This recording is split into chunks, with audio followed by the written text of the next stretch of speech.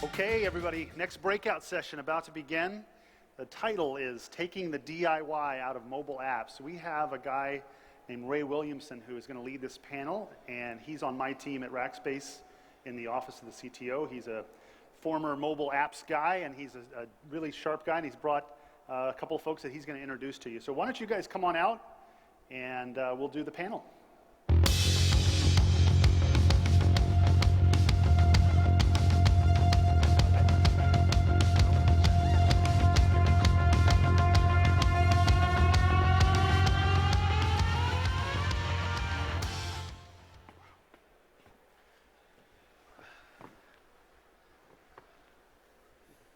See anybody. Here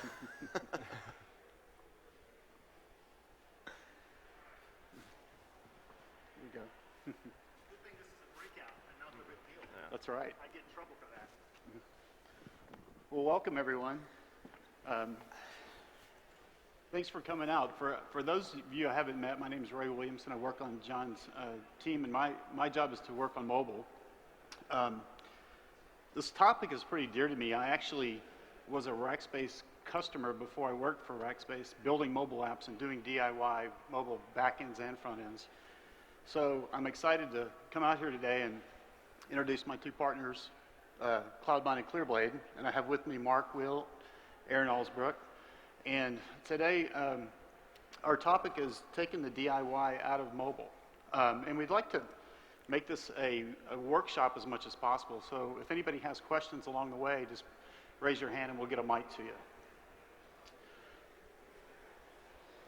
So real quick, I'd like to kind of set the background, and then what I'd like to do is turn it over to these guys and let them talk about their platforms. Mobile's turned out to be a real challenge for the enterprise these days because there's a lot of decisions you have to make in terms of client-side development and back-end development. Basically, there's about 4 platforms you have to take into consideration now. You have to look at iOS, you have to look at Android. Mobile web is clearly a platform, and in this space, the dark horse is actually Microsoft with Windows Mobile, and we're kind of hoping that those guys stay around. So when you're deciding on building mobile apps, you have to consider which client-side platforms you can support and how many you can build for. Basically, what it means is you have to build your back-end infrastructure so that it's pretty much client-side agnostic, that you can build for anything. And it really does have an impact on how you build your back-end infrastructure. When we get to the, by the way, how many people here are actually building mobile applications? Okay. How many people here have in-house iOS teams? You do? In-house Android? How many people are actually using agencies to do your mobile app? Okay. Basically, what we're seeing now is there's a lot of people that have to build mobile skill sets, and it takes a while. So what you need to do is have a mobile infrastructure that allows you to, over time, build your mobile team and have the ability to plug agencies in and out in different groups. So back-end infrastructure. It's really important, like I said, to have something that's cloud agnostic. You also need back-end infrastructure that allows you to leverage common services. There's a lot of services that my partners will get into here in a minute, like push notifications and things like that are common across most mobile applications. The other thing that you need is a very, very good extensibility story. The idea is that you can't take DIY completely out of your mobile application development, but what you can do is focus on the things that are core to your business, focus on the things that help you differentiate, that actually are part of your product, and let the platform take care of the common services. And also, you could allow Rackspace to support and manage that infrastructure for you. So with that, I'm going to turn it over to Aaron with ClearBlade, and he's going to go through his presentation, and then what we'd like to do is keep this open so that if you have any questions, just raise your hand and we can answer them as we go. Cool, okay.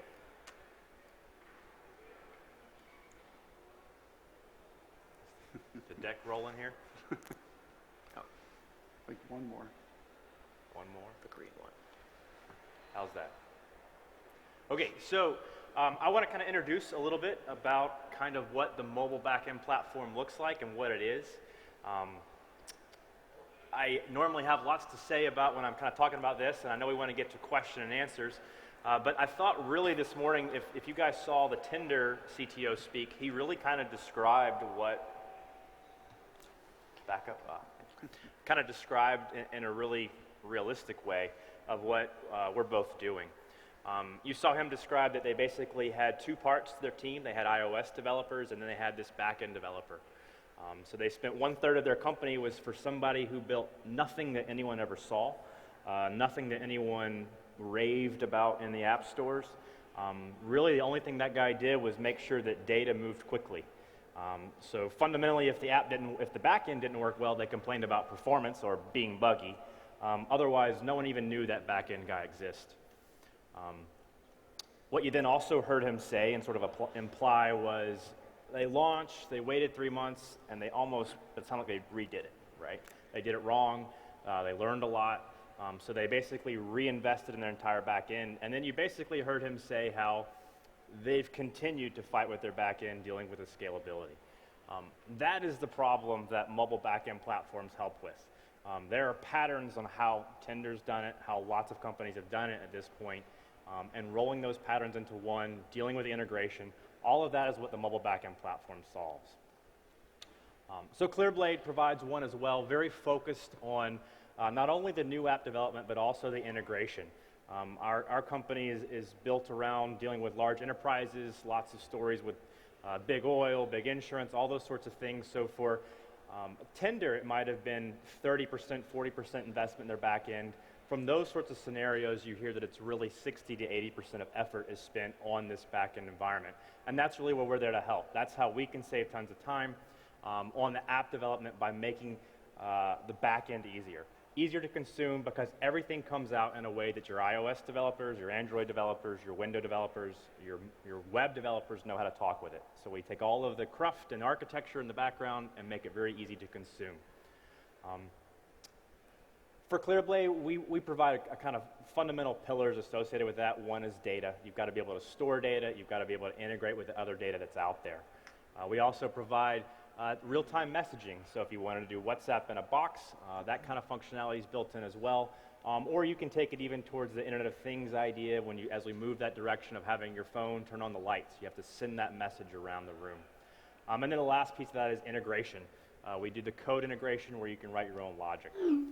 So that's really what the ClearBlade platform provides. When we work with Rackspace, we have a customer of ours called Thread, very similar to Tinder. It's a dating app specific around colleges. That shows the same sort of idea, but basically we're now able to leverage the DevOps tools associated with Rackspace to very quickly build up what is basically a one-node pattern in that DevOps session that you saw of putting up that ClearBlade platform in the environment. And then they're able to leverage the integrations and such associated with it. That's kind of a startup app. There's also other apps out there like Dawn Center, very similar to Airbnb. This is more of an existing company that's been around for a long time, lots of infrastructure. I've learned to talk AS400 yet again and about RPG. But really in that case, we're not just an all-in-one solution, we're really just part of the existing solution they already have.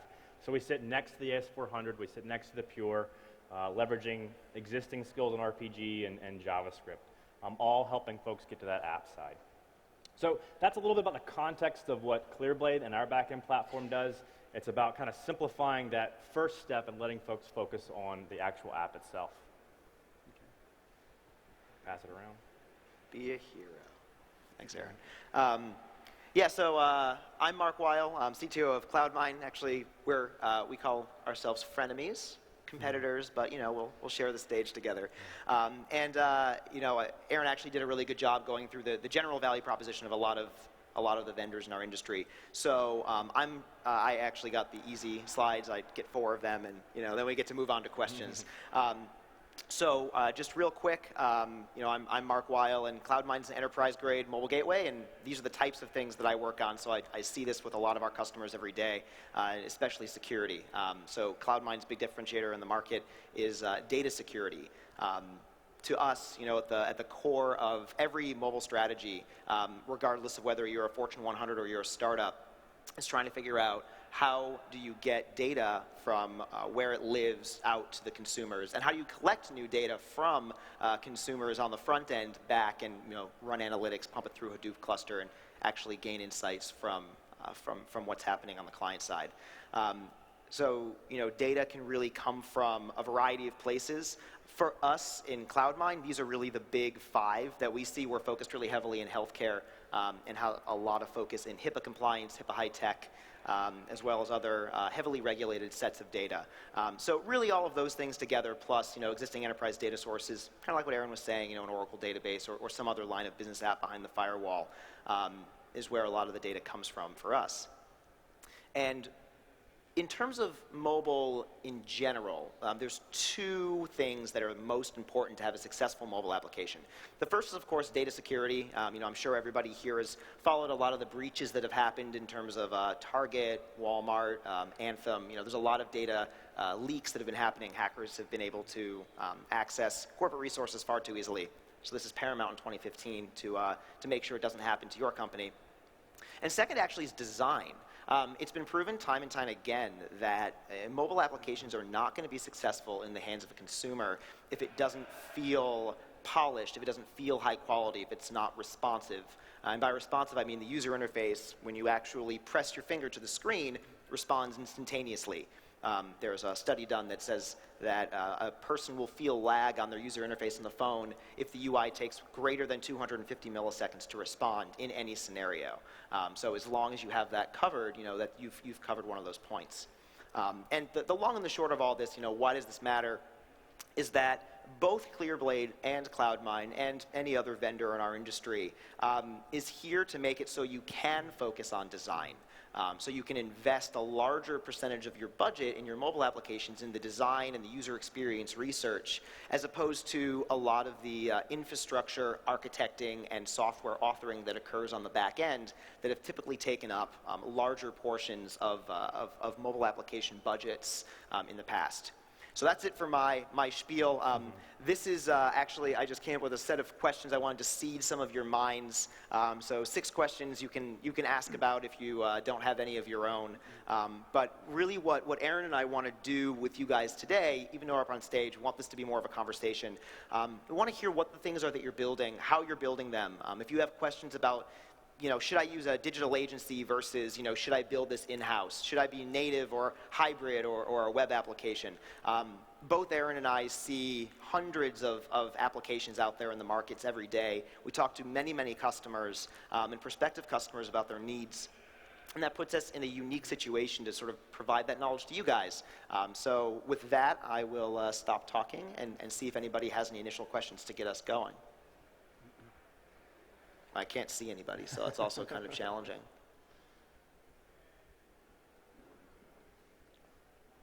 We have a question? Yeah, quick. With the state of hybrid progressing over the last few years, Marc, what's your opinion on hybrid versus native development in terms of apps? We've seen a lot of this sort of. So the question for those of you who couldn't hear was, could we just touch on the state of a hybrid versus a native app? So for those of you who don't know, a hybrid application is an app that runs natively on the device, but is actually created using web technologies, so HTML, JavaScript, and CSS, effectively allowing you to repurpose web developers as mobile developers so they can use their existing set of knowledge to build native-like applications. And we can both talk about this too, of course, but Sure. at least in my opinion, I've seen great strides made, especially like the PhoneGap and Accelerator Titanium, the 2 most popular web frameworks. In terms of that design, that usability, that user experience that I spoke about a second ago, it's really not there yet. There's a lot of, anything from just general lag, you press a button on the screen and then you wait and you watch it blink in front of you like after you've tapped it. That's a really, really poor user experience, and actually data shows that you will lose a large swath of your users very quickly if you do that. Which is important both for consumer-facing apps as well as enterprises trying to build apps and gain employee adoption for whatever reason they happen to have. So to me, really going native is the way to still have the best user experience, to take advantage of the greatest number of modern device features, as well as to keep everybody engaged in using your application. And hopefully, with platforms like ours, you'll have more cash to spend on the better user experience than the previous options. Jim? And yeah, just to add to that, one of the places where hybrid apps actually do fit is a situation where you have kind of a white box app that you continually rebrand, and you have a common set of core features in the binary parts of that app, but you really just need to rebrand it. We did a project a few years back where it was a company that owned a bunch of golf courses. So the fundamental binary underpinnings were the same, but we had to rebrand using HTML5 inside the hybrid.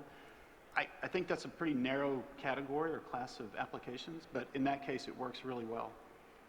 So, yeah, from our standpoint, we are starting to have some success. It's been a long road, actually, with hybrid for us, in terms of there are now use cases with these very new emerging JavaScript frameworks, which, quite frankly, there's very few people who are ready and able to use, but they are catching up to this point where we can have apps, as long as we keep the UI reasonably simple, that do have the under 250 millisecond kind of action behavior associated with them. It is certainly a very specific class of folks who really are able to use that and leverage the fact that it's much cheaper to build those existing apps that are out there. So I feel like it's getting closer, but certainly anyone who comes to me with any level of it needs to be social, it needs to be very engaging, I want to gain people because of the experience, not because I can force them to adopt me, native is where we feel the right answer is. okay. Good question. Anyone else?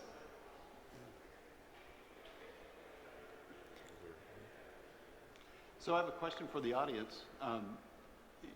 Some of the projects you're working on, what types of backends are you using? Are you using things like parse? Or are you doing it yourself? You parse or DIY? Okay. DIY. Okay. Well, one of the things that's really important about mobile, and it's one of the unique characteristics of our two partners here, is that we've worked with them to create deployments.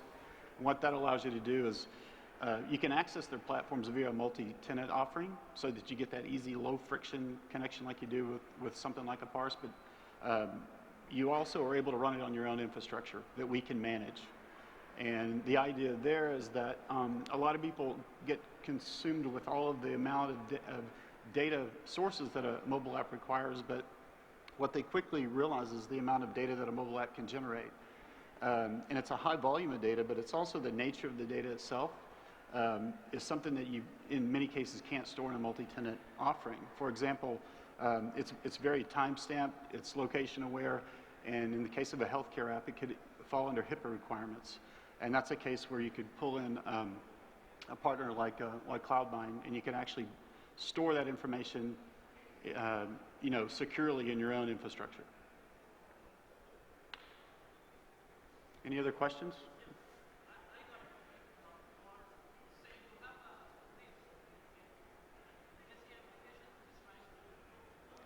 I'm sorry, I'm having a hard time hearing him. If you could get a mic.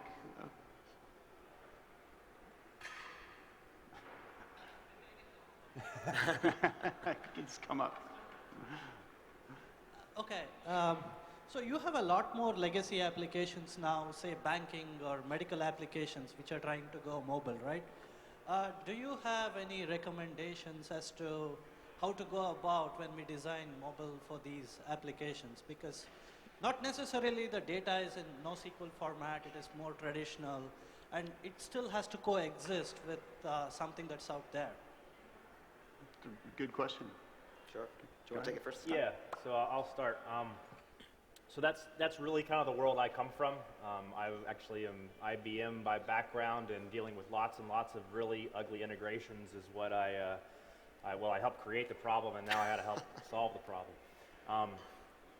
So, there's a number of strategies. Number one, a lot of the solutions we built aren't really mobile ready in a lot of ways. They don't quite scale to the spiky sorts of things we saw, whether you call it the Shark Tank or Oprah effect, whatever it is. And so you're definitely going to have to see there's this middle mobile platform that's in the middle here is going to have to handle sort of caching instances. It's very possible to support the SQL environments. That's kind of our premise is very SQL heavy actually, or focused, but that aligns very well with what mobile apps like. Request response model works very well with doing SQL calls. So you can certainly provide those integrations. The model we've taken is we basically do a pass-through and also a caching layer in the middle. So although we have a database that can handle the high spikes, if we know the call is going to go straight through, we can pass it directly through as well. Other integrations are important. You don't want to have to go all the way down the world of being mobile ready. A lot of design firms like to force large customers with existing infrastructures to be totally mobile ready with an API before they're even willing to engage.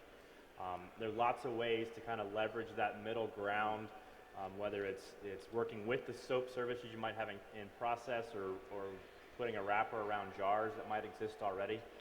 Tons of integrations can be made available simply by exposing jars or node modules, for instance. Both are ways that we do integrations and strategize around that today. I don't know if that helps, Mark?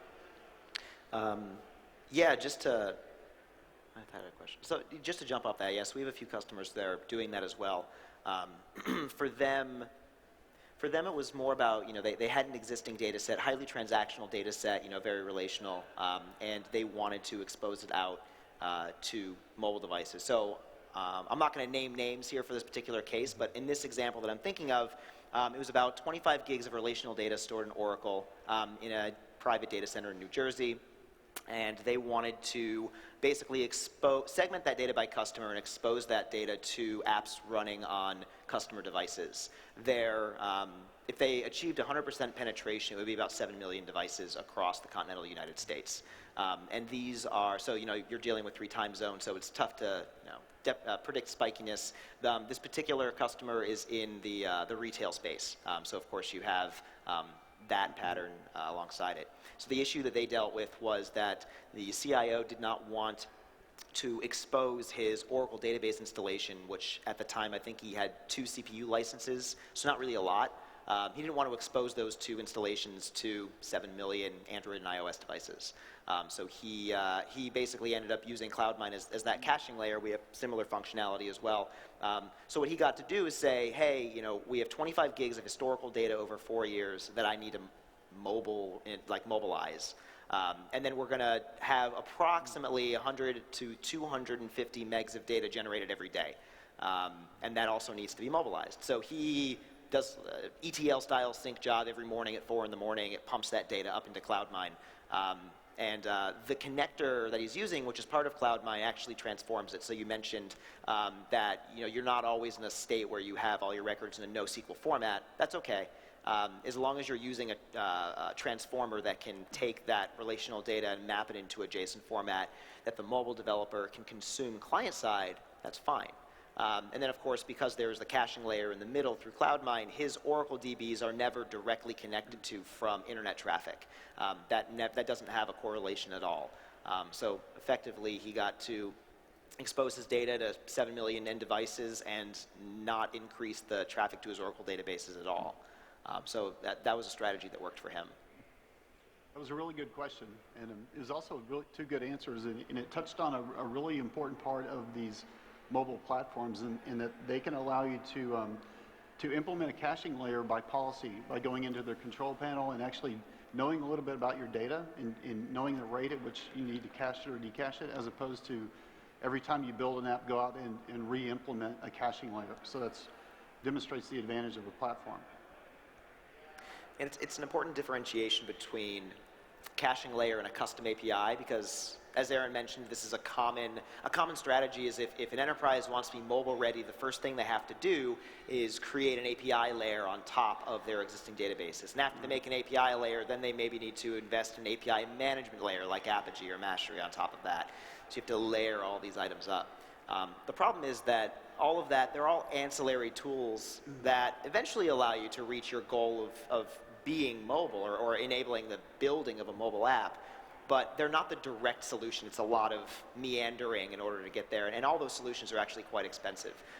For example, if you want to build a custom API, you're talking either hiring a development agency or tasking in-house development resources to spend many months, sometimes years, depending on the complexity of your data, implementing a custom API layer. So the difference then between constructing that from scratch, which you can say is the DIY way, and using any platform that gives you this out of the box, is that the APIs are pre-baked. Your developers aren't undergoing design exercises and design reviews week over week over week to figure out how to make an API that's restful and pragmatic and matches your data sets and exactly. Instead, they get a software development kit that sits client side and allows them to directly access their models server side without bridging the mental gap between how it's represented server side and how it's represented client side. So they get to really focus on the data as it lives within the mobile app. And to be quite honest, the developers don't care how the data got there, why it's there. They just need to know what the format is, and the platforms take care of the rest. So it's really an interesting way to sort of combine together all of the standard steps into one out-of-the-box solution. Saves a lot of time in that manner, too. And I think you see that a lot with legacy data, with systems like SOAP and XML that weren't quite mobile ready, as we were talking about earlier. It's a great way to do a translation on it and cache it as well. So, any other questions out there? Is anybody facing challenges with mobile that they'd like to kind of throw up here and see how we could apply? Yeah, we're all engineers up here, so if you guys want some free architectural advice on how to build apps, we have another 14 minutes and 53 seconds to give that to you, free of charge. Just toss your questions up here. Sure. And here we go.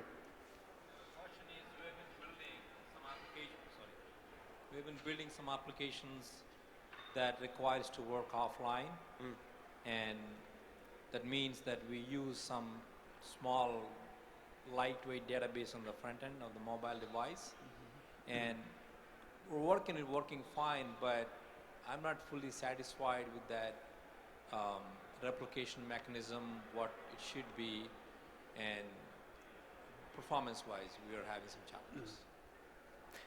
So are you talking about the stale data, dealing with stale data on the phone, you're not satisfied with how quickly it gets up to date with the server? Yeah, and then how we pleasantly communicate back and forth with the server. Yeah. That's what it is. So can we then turn that into a framework, so we do not have to repeat build from the scratch every time you wanted to do a similar application? Sure. So there's a couple patterns. I actually got asked about offline data just the other day, so I'm all prepped, you can think. Nice. So there's a couple patterns to offline. It looks a lot like how you reconcile change sets in Git, right? Are you optimistic or pessimistic? Do you overwrite what was there? So certainly the APIs that both CloudMine and ClearBlade provide basically give you the mechanism to do the merge set of the data. You're probably using SQLite or whatever locally on the client, and you basically have a representation of that data on the client. You also have a representation of the data on the platforms that we have. So you basically then have to decide, how do you want to reconcile? You get the timestamps from the server and what the latest is there, and then you decide, do you stomp on it with the offline data when you come back online, or do you basically say, I'm keeping the latest and greatest? There is a challenge with, you do have to build up that change set. You have to manage that change set. There's some things that we do to make that a little easier, but ultimately we're not going to also try to make that decision for you of, do you go over top of the data or not? It's going to be up to your developers. I think both Marc and I really share the idea that the app is incredibly important. 250 milliseconds is incredibly important, and your app developers are going to be the ones who really know that. We're not going to always give you an easy button for that. The only way I can say we help with performance, we use some other protocols besides just HTTP. We use it for messaging to be extremely fast, and we can certainly leverage that protocol to send the data around as well. So in cases where you need really, really high transmission speeds, there's some other options available to you with other protocols besides the traditional. But then, it's there's still some DIY even when you've made it a little bit of do it together as well. So. Yeah. It's a hard problem. I mean, you covered a lot of the good points there. I mean, dealing with any distributed data set is a really challenging problem. Platforms like ours will have caching policies you can set client side. This also comes into play. I have to throw my data security thing into the ring here, but if you're integrating with something like good data dynamics, for example, It allows you to push caching policies from a corporate policy server, so that if your IT admin wants to make sure that the local database is blown away every, say, hour, every day when the phone locks for data security purposes, that's enabled as well. But going back to your original question, you really covered all of it. We're working on a system right now that's actually really interesting. It uses operational transforms, which, instead of representing the data itself in the messages across the wire, it represents the changes to the data in such a way that's extremely fast sent across the wire, so effectively deltas only and not full data state unless you want a full flush. These are the types of solutions that you'll find in a mobile platform, or at least in a good mobile platform, that will help you with that. If not, there are also other solutions out there. I'm not sure how you built yours yourself, but I know that CouchDB has Couchbase Lite that runs on the phone, and then of course the CouchDB itself, and they have synchronization services that go between one another and have caching policies there. So, if you're already invested in your own infrastructure and your own app, and you don't want to switch to one of our products, that's fine. There's also other open source solutions out there that can help you as well. Had you looked into, had you heard of CouchDB or Couchbase Lite? No. Okay. Yeah, just if you're interested, take a look at those two. It's open source, and that can help with that too.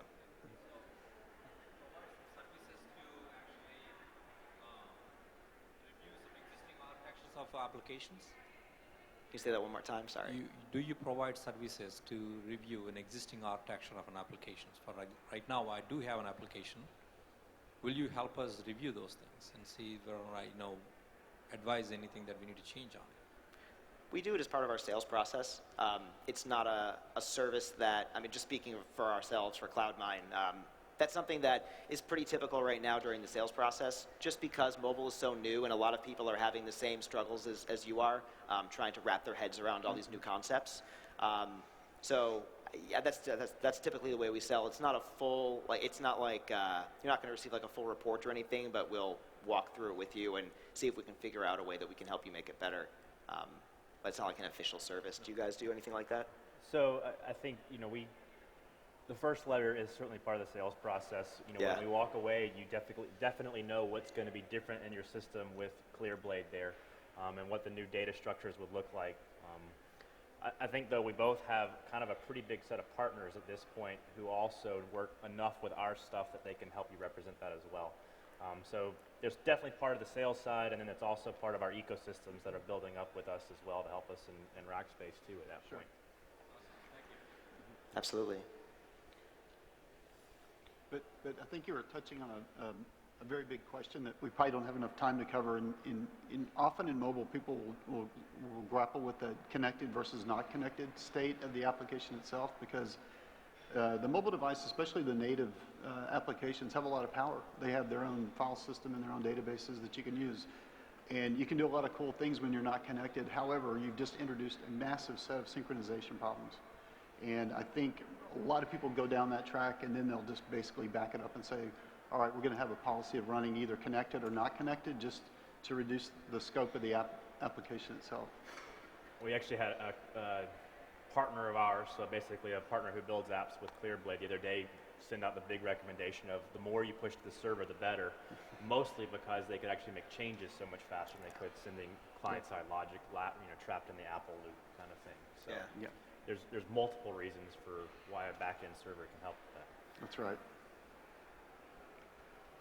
Okay, so we have about 4 minutes left. Got another one. So talking about architecture, right? Now it's becoming more browser-centric, where MVC is moving towards browsers. When you develop a web application, like in the mobile world, how do I decide how much to cache based on for performance considerations versus developing a browser-centric application? It's a good question. I don't know if there's a cookie-cutter answer for that one.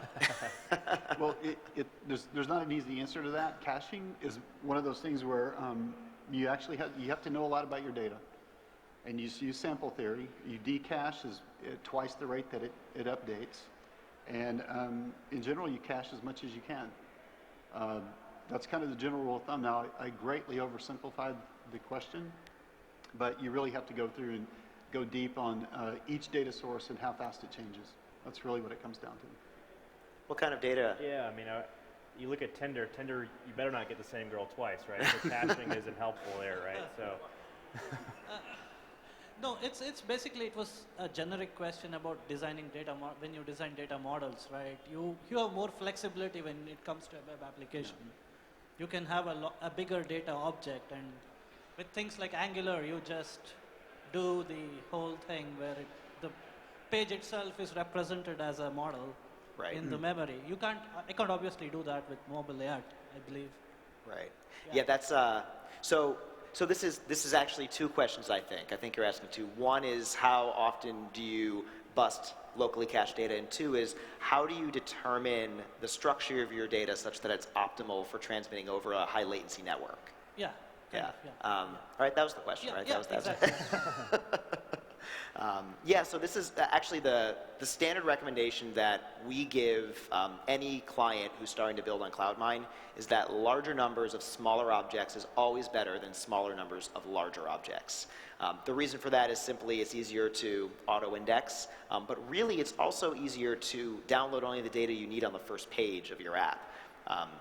And that's really important. You know, not all of us are lucky enough to live in an area with LTE, right? We could be on older networks. We could be dealing with 3G networks, sometimes even edge networks, you know, in more rural areas of the country. And you want to make sure that you're not downloading those giant Angular blobs, which, you know, of course is, not many people have dial-up anymore, so that's a fair assumption that there's going to be some form of broadband on the computer. But yeah, for us, that's what we say. Small number of objects being downloaded, only search for the ones you need and cache aggressively, both because you want to save battery and because you want to increase the speed that your application loads on the phone. So Tinder is an example where caching isn't always going to work directly, although they could pre-download a large number of matches, store them on the phone, and not have to do a request each time to get to them. With the example I gave earlier with the Oracle database, that data can be cached fairly indefinitely on the phone.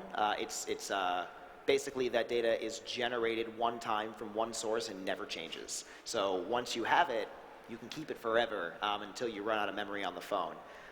So in that case, that was a fairly easy one. But of course, it always depends on, you know, exactly what you're doing. Just as Aaron said, the shape of the data, how often it changes. Yeah, you do speak to one point, though, that goes back to that integration question we had, which is the old services we used to write SOAP and stuff are the exact opposite. Send back a huge payload so you don't have to go and ask another one, right? So Most of it was brackets. yeah, That was most of the payload. So there is another reason why you have to start massaging that back-end data, that legacy data, whichever you call it. Yeah, but then caching totally comes down to what the right algorithm is. You can certainly cache a lot of views in Angular locally, but then the data sources that it's showing, if it's changing, you're going to have to refresh that. I agree. Caching is a big topic. I mean, we could do a whole breakout on caching, but it really comes down to you have to understand your data quite a bit. So. Okay, great. We have 15 seconds. Mic's off. Any more questions? Is there any HTTP2 relevance in these platforms, like massive gains you guys are going to be leveraging? We haven't run any tests yet. Have you? No, you know, everything we've done has been kind of us having fun on a whiteboard, more drinking morning coffee than anything real at this point. With HTTP2? Yeah. We've played around with MQTT as the other spec we play with, but we haven't gotten to the HTTP2 side of things. Good question, though. Yeah, I mean, we've played around with WebSockets, like with holding open long connections, basically, and I mean, it optimizes it if you're doing a large number of small requests, of course, because you're getting rid of all the handshakes, especially because we're all over HTTPS. But you shouldn't be doing that anyway. You know, you should be batching requests, and you know, our SDKs help with that. But so we didn't really see major gains from that. We haven't run anything specifically HTTP2 yet, although I'll be very interested to see if anything major comes there. So yet to be determined. Good question.